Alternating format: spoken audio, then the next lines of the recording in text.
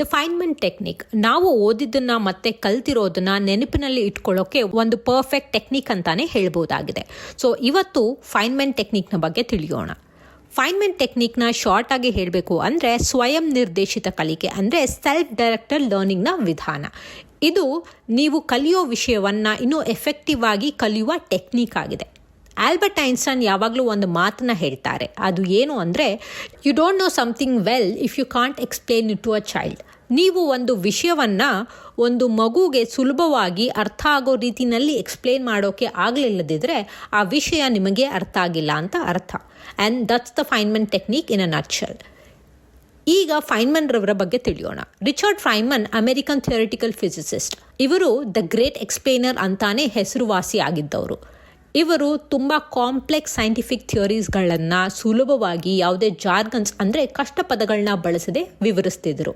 ಇವರು ಕ್ವಾಂಟಮ್ ಎಲೆಕ್ಟ್ರೋಡೈನಮಿಕ್ಸ್ನ ಕ್ಷೇತ್ರದಲ್ಲಿ ಸಾಧನೆ ಮಾಡಿದ್ದು 1965ರಲ್ಲಿ ಪ್ರೆಸ್ಟೀಜಿಯಸ್ ನೊಬೆಲ್ ಪ್ರಶಸ್ತಿಯನ್ನು ಪಡೆದವರು.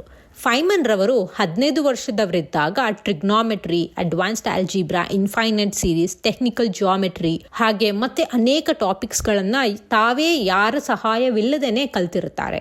ಸೊ ಇಲ್ಲಿವರೆಗೆ ನಾವು ಫೈನ್ಮನ್ ರವರ ಸಾಧನೆಗಳ ಬಗ್ಗೆ ತಿಳ್ಕೊಂಡ್ವಿ. ಈಗ ಫೈನ್ಮೆಂಟ್ ಟೆಕ್ನಿಕ್ನ ಬಗ್ಗೆ ತಿಳಿಯೋಣ.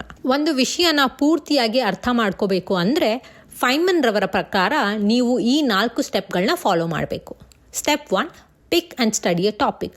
ಯಾವುದಾದರೂ ಒಂದು ಟಾಪಿಕ್ನ ಆಯ್ಕೆ ಮಾಡಿಕೊಂಡು ಅದನ್ನು ಓದಬೇಕು. Step 2, explain it to a child. ಈಗ ಆ ಟಾಪಿಕ್ನ ಒಂದು ಚಿಕ್ಕ ಮಗುಗೆ ಅಥವಾ ಟಾಪಿಕ್ನ ಬಗ್ಗೆ ಗೊತ್ತಿಲ್ಲದೆ ಇರೋರಿಗೆ ಅದನ್ನು ಎಕ್ಸ್ಪ್ಲೇನ್ ಮಾಡಬೇಕು. ಅದು ಸುಲಭವಾದ ಭಾಷೆ ಬಳಸಿ ಅವರಿಗೆ ಅರ್ಥ ಆಗೋ ರೀತಿಯಲ್ಲಿ ಎಕ್ಸ್ಪ್ಲೇನ್ ಮಾಡಬೇಕು.